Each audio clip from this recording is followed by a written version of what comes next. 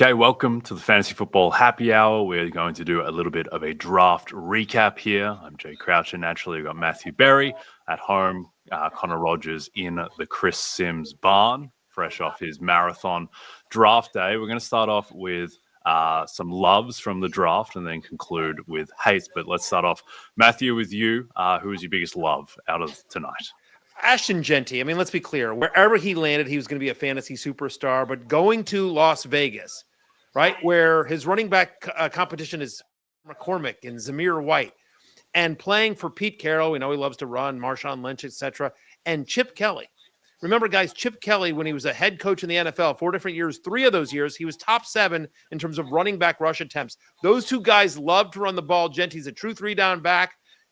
I think it's going to be a decent offense. So to me, Jeanty is my number 4 running back this year behind only Saquon, Bijan, and Jahmyr Gibbs. So just an awesome player and an awesome landing spot. Okay, Connor, what do you got?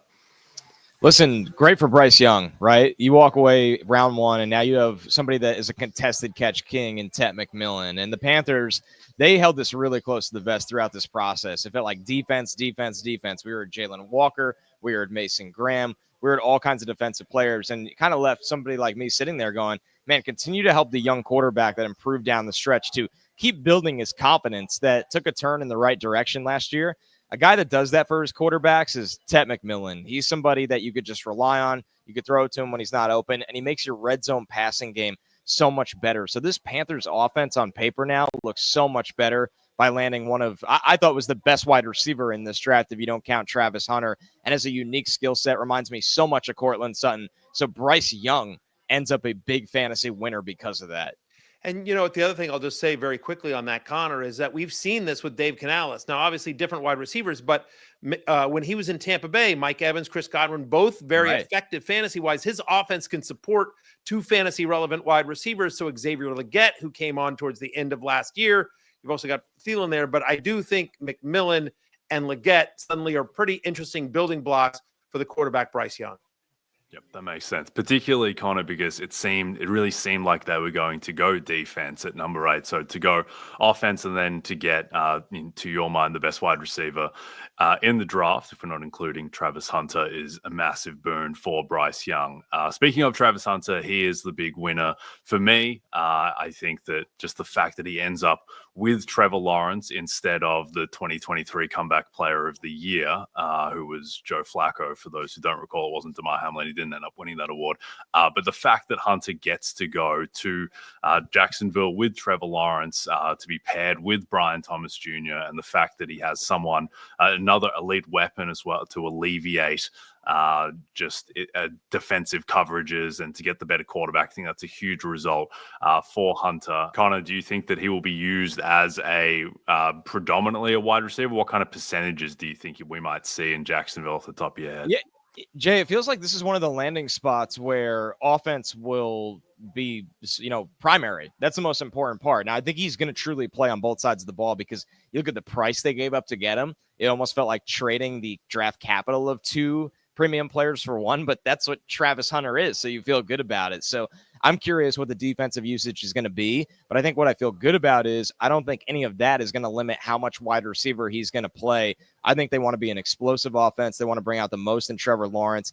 And what the best part is, Brian Thomas Jr. explosive speed can kind of take the top off where Hunter can work underneath. He's so good in terms of ball skills and after the catch. So I think they complement each other really well. And I think this is one of the best fantasy landing spots that Travis Hunter could have found himself in from a all offense aspect. Yeah, I agree with you, Connor. Just to, because listen, Liam Cohn's an offensive coach, right? They hired Liam Cohn, fix this offense. They've got to fix Trevor Lawrence, right? They've got to make that work. And so to give him a weapon in Travis Hunter, who's also going to help you out on the defensive side of the ball. But listen, that's an offense that's going to push the ball down the field. And outside of Brian Thomas Jr., there's not a lot of target competition. You're not worried about Brenton Strange or Parker Washington or Diami Brown taking a lot of targets. So I do think Hunter, even if he doesn't play a full complement of snaps, when he's on the field, he's going to be targeted heavily by Trevor Lawrence.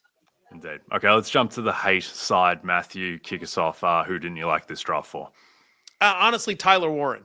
And it's not only because I just took Tyler Warren in a dynasty draft, as Connor Rogers well knows. God bless Connor Rogers. He's doing 8 billion shows, but he still takes time to answer my texts around my dynasty drafts. I took Tyler Warren in this stupid league that I'm in. We do the draft before the NFL draft. And I wanted Tyler Warren to land, honestly, anywhere but Indianapolis. Phenomenal player. A lot of people had him as the number one tight end in this class. I know, Connor, you did as well. And now he goes to a Colts offense that's going to be run heavy. And so that takes away one of the benefits of Warren, who could sort of do an H-back stuff, do some short yardage touchdown stuff. And then you also think about the inconsistency of the quarterback. Anthony Richardson, not particularly accurate. He struggled. We'll see if Daniel Jones gets any run here. And then it's also a crowded, pass catching core with Pittman and Alec Pierce and Josh Downs and, A.D. Mitchell. And I just, if you want to say there's one positive here, it's that Shane Steichen has said we want a tight end. We need more production from that position. We saw a tight end in Steichen's offense have production in Philadelphia. So there's some hope, but just given the way they run that offense, given the struggles at quarterback, given the crowded room, this is an awful landing spot for somebody as talented as Tyler Warren. Indeed. Connor, who didn't you like the draft for?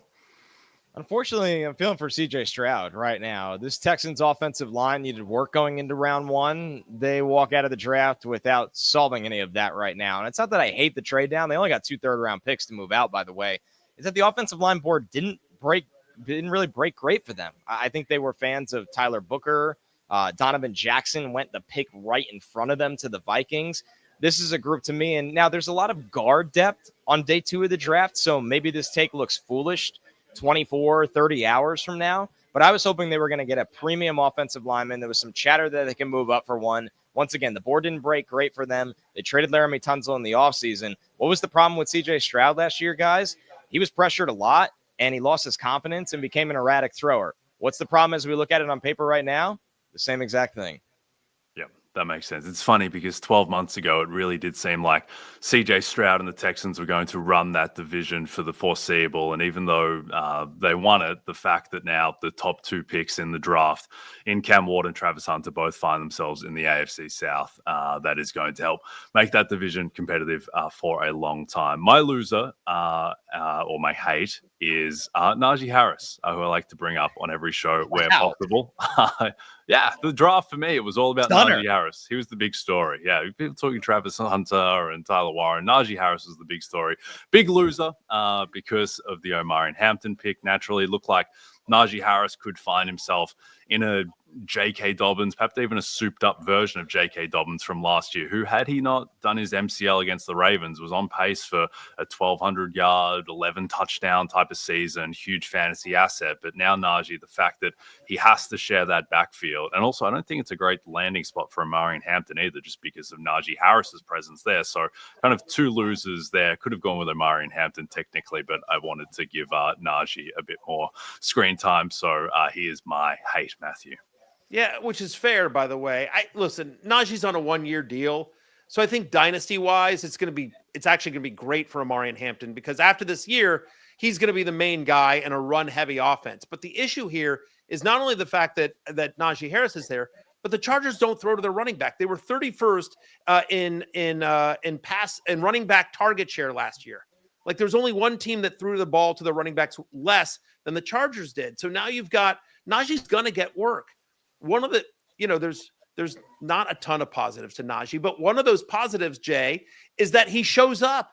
He's always available. This guy doesn't get hurt. He's incredibly durable. So the idea of like, oh, well, if Najee gets hurt, then Hampton's going to get in. Like, it's the NFL, anyone can, but just Najee has proven to be very, very durable, and he's not going to have a 0 role. He's going to have a role in this offense. So I agree with you, Jay. I think Hampton and Harris in redraft this year are both basically just flex plays, whereas 24 hours ago, both guys were looking as, top 20 running backs that could, at the right landing spot, could flirt with top 12-ish production. That's right, Matthew. As Keanu Reeves said at G-Baby's funeral at the end of Hardball, one of the best films of 2001, the most important thing is showing up. And that's what Najee Harris does week after week, year after year. Okay, that wraps up our little recap show. Tomorrow we're going to be in studio for rounds 2 and 3, reacting to all the material picks. You can also check out a lot of action coming, boys. Lot coming. And also you can check out Matthew's reactions too on the NFL on NBC YouTube channel, reacting to all the big picks out of round 1. But that is us done for now. You can check us out. Come back tomorrow. We'll see you then. Peace out. Hey, it's Matthew Berry from NBCSports.com and Rotoworld.com. And I want to thank you so much for watching whatever it is you just watched. Or if nothing else, being too lazy to click out of the autoplay after this video started, after whatever it is you actually wanted to watch finished. But now that you're here, I'd like to take a moment here to ask you respectfully now, okay? I'm asking you respectfully to subscribe to the NFL on NBC YouTube channel. You'll get the latest Roto-World fantasy news headlines, all sorts of great shows, including my own Fantasy Football Happy Hour. So go subscribe now. Again, I'm asking respectfully.